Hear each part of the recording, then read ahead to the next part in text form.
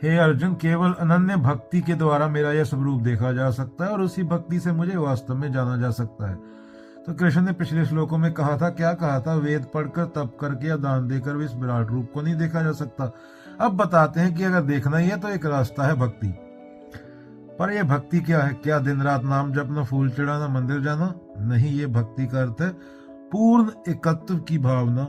मैं और तू का भेद ही न रहे, तू करता तू हुआ, मुझ में रहा ना हूं, जब आपा पर का मिट गया, जे देखूं ते तू। मान लो एक छोटी लड़की हर रोज अपने गुरु से कहती, क्या कहती? गुरु मैं आपकी फोटो बनाऊं।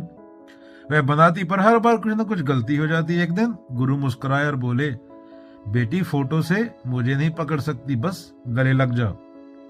लड़की दौड़कर गुरु के गले लग गई। उसी क्षण उसने कहा, गुरु मिल गए, गुरु मिल गए, गुरु मिल गए।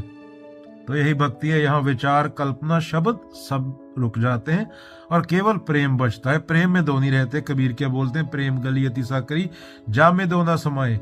बिना किसी शर्त के, बिना किसी दूरी के। ये नहीं कि तू मेरे को दहेज दे, मेरा बेटा इंजीनियर बनेगा, मेरा बेटा डॉक्टर बनेगा, मेरा बाप ये बनेगा, मेरा ये बनेगा। बिना शर्त का प्रेम, उसमें मैं और मेरा रहता नहीं।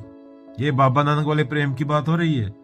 ये दारू पी के शादियों में नाचने वाले प्रेम की बात नहीं हो रही। वो 2 नंबरी प्रेम है, वो दिखावा है। तो क्या बोल रहे हैं कृष्ण? बोल रहे हैं अनन्य भक्ति का मतलब जिसमें दूसरा कुछ है नहीं, यानी ऐसा प्रेम जिसमें मैं और भगवान दो नहीं बचे। राम कबीरा एक हुए, कोई न सके पछाड़ी। जब तुम कहते हो मैं भगवान से प्रेम करता हूं, तो अभी दो हैं, मैं और भगवान। पर जब प्रेम इतना गहरा हो जाए कि आइडेंटिटी, मैं पकड़ के बैठा जिसको, वो मिट जाए, तो बस भगवान ही रह जाता है। वह स्थिति ही सच्ची भक्ति, अद्वैत की भक्ति। बूंद समाई समुद्र में, drop merges into the ocean. यह वह भक्ति नहीं जो डर से हो या किसी कामना से। बाबा 10 रुपए ले ले, मेरे को 1 मिलियन दे दे, मेरे बेटे को कोका कोला में नौकरी दिलवा दे। वो व्यापार है और वो तुम्हारा मानसिक भगवान है जिससे तुम ये बात कर रहे हो। वो भगवान भी व्यापारी है तुम्हारा और तुम भी व्यापारी हो। यहाँ पे सत्य की बात हो रही है, ना किसी डर से, ना किसी फल की आशा से। बस जिसमें प्रेम हो, हर सांस में शुक्राना हो। बाबा बुल्ले शाह 24 घंटे नमाज फक्कर दी, तू 5 केड़ियां पढ़दा, फिर मैं भाव खत्म हो जाता है। फिर करने वाला तू नहीं बचता, करने वाला तू नहीं, तो कर्म फल किसको मिलेगा? तो फिर कौन बच जाता है? सत्य बच जाता है। सत्य कालातीत है, उसके अलावा कोई दूसरा है नहीं। मौत के लिए भी 2 होने चाहिए, तू और मौत। यहाँ पे सत्य की बात करते हैं कबीर, वहां पे सत्य के अलावा दूसरा है नहीं।